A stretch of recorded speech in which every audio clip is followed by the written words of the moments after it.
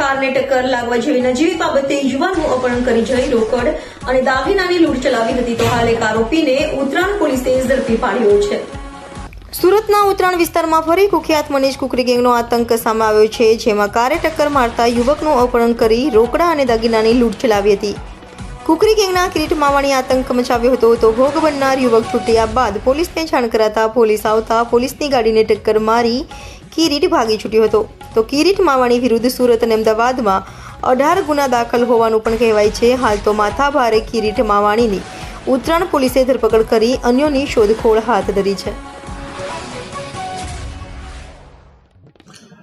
તારીખ 12/1 રોજ સાંજના રાત્રિના 10 વાગ્યાની આસપાસ ફરિયાદી પિયુષ દિનેશભાઈ માવાણી જે પોતાની હેરિયર કાર લઈને આવતા હતા અને એ સમય દરમિયાન આરોપી કિરીટ માવાણી અને એના અન્ય મિત્રો સાથે મળીને સ્કોડા કારમાં હતા, તો પાછળથી ગાડી અડી જવાથી આ આરોપી કિરીટ માવાણીએ કે ભાઈ મારી ગાડીને નુકસાન થયું છે, તમારે ખર્ચો આપવો પડશે એમ કરીને ફરિયાદીની હેરિયર ગાડીમાં કિરીટ માવાણી અને અન્ય 3 ઈસમો બેસી ગયેલા અને ફરિયાદીને કીધું કે તારે જો સમાધાન કરવું હોય તો મને 2 લાખ રૂપિયા આપવા પડશે, ખર્ચો મારે વધારે છે એમ કરીને એની ગાડીમાં બેસીને એને ગાડી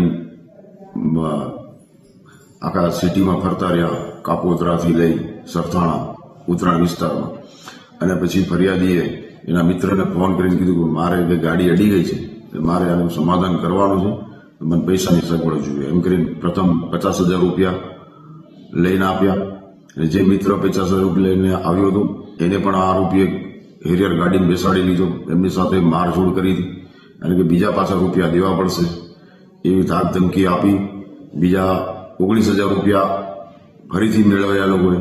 અને એ સમય દરમિયાન આ આરોપી ફરિયાદીની હેરિયર ગાડીમાં ફરિયાદી અને પેલા સાહેબને લઈને ઉત્તરાયણ વિસ્તારમાં અને કાપોદ્રા વિસ્તારમાં તેમજ સરથાણા વિસ્તારમાં ફરતા રહ્યા અને પછી પૈસા મળી ગયા બાદ એ લોકોએ આ હેરિયર ગાડીમાંથી ઉતરી ગયા અને કીધું કે જાઓ હવે તમારે જે કરવું એ કરજો અને એમ કરીને જતા રહ્યા। અને આ બાબતે ફરિયાદી પ્રથમ સરથાણા પોલીસ જઈને મળ્યા હતા અને ત્યાંથી એવું જણાવ્યું કે ભાઈ આ બનાવ જે છે ઉત્તરાયણ પોલીસમાં છે, એટલે સવારે અહીંયા પોલીસે આવતા ફરિયાદીની વિગતવારની ફરિયાદ લેવામાં આવેલી છે અને આ કામે મુખ્ય આરોપી કિરીટ માવાણી એને પકડી લેવામાં આવ્યો છે, નામદાર કોર્ટમાં રજૂ કરી એના 3 દિવસના કસ્ટડી રિમાન્ડ મેળવ્યા છે।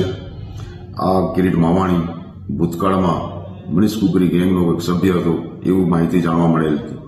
સાહેબ, કોઈ ગુનાહિત ઇતિહાસ છે એના? જી, આ કિરીટ માવાણી ઉપર 18થી વધુ જેટલા ગુના દાખલ થયેલા છે। સરથાણા, કાપોદ્રા, ઉત્તરાયણમાં જ ગયા વર્ષે પણ એક ગુનો દાખલ કરવામાં આવ્યો છે, તે સિવાય અમદાવાદ અલગ અલગ જગ્યાએ આના ઘણા ગુના દાખલ છે।